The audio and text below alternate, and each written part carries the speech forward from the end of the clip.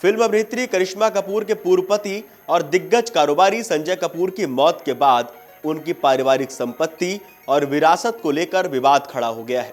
संजय कपूर की personal life जीते जी भी हमेशा चर्चा में रही और अब मरने के बाद भी उनकी संपत्ति को लेकर घमासान शुरू है।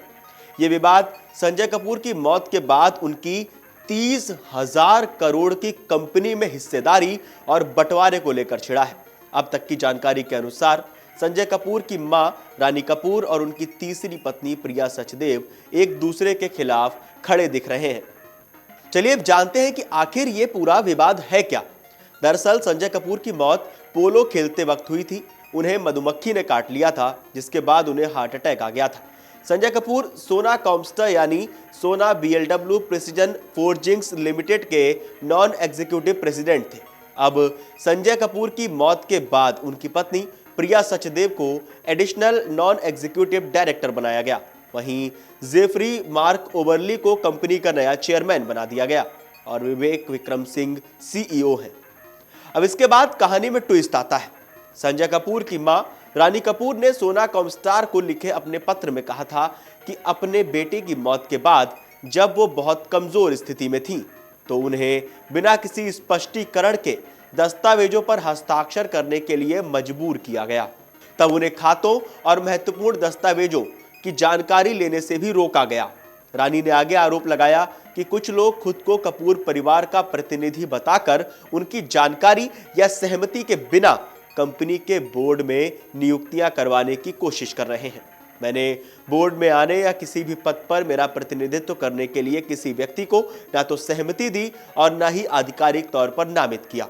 उन्होंने कंपनी को चेतावनी दी थी कि अगर इस मेल को नजरअंदाज किया गया या मुझसे विचार विमर्श किए बिना आगे बढ़ाया गया तो मेरे पास ये मानने के अलावा कोई विकल्प नहीं बचेगा कि कंपनी और परिवार के नुकसान के लिए आपके ओर से एक जानबूझकर ये निर्णय लिया गया था। ऐसा आरोप संजय कपूर की मां ने लगाया है।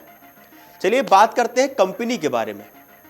संजय के पिता सुरिंदर कपूर ने ऑटो पार्ट्स बनाने वाले कारोबार के लिए सोना कॉमस्टार की शुरुआत की थी।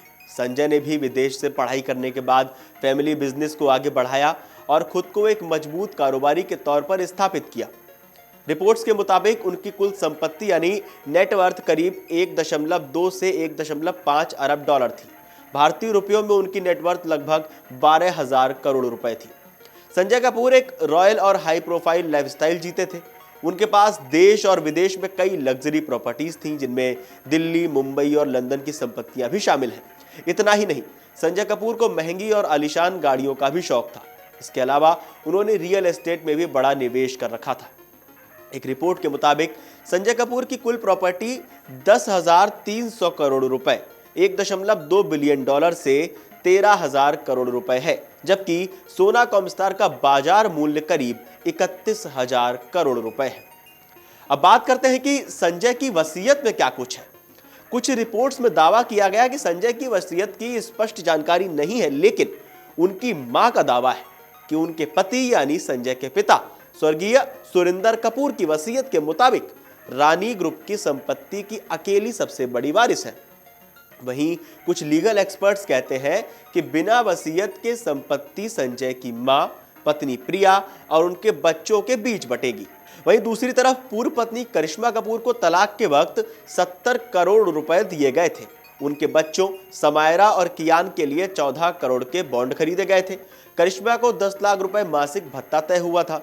इस सेटलमेंट के चलते उन्हें संपत्ति से हिस्सा मिलने की संभावना काफी कम दिखाई दे रही है। रिपोर्ट के मुताबिक प्रमोटर ग्रुप में कपूर परिवार यानी संजय, रानी और अन्य रिश्तेदार के पास महत्वपूर्ण हिस्सेदारी है। संजय के निधन से पहले प्रमोटर ग्रुप की हिस्सेदारी 53% थी, पर व्यक्तिगत हिस्सेदारी का ब्रेकअप स्पष्ट नहीं है। चर्चा थी कि संजय की बहनें सुपर्णा और मंदिरा भी मैनेजमेंट में भूमिका निभा सकती हैं, पर जेफरी की नियुक्ति से यह संभावना खत्म हो गई।